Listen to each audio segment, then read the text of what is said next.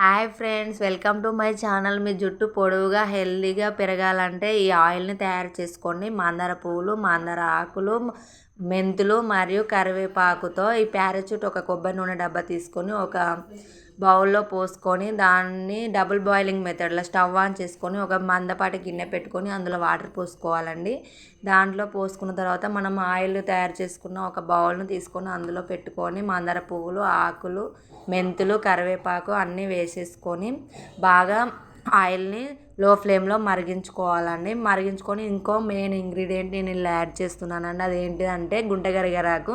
ఈ గుంటగరిగరాకు పొడి చేసి వేసానండి. ఇలా మొత్తం వేసుకోవడం వల్ల జుట్టు చాలా హెల్దీగా పొడవుగా పెరుగుతుందండి.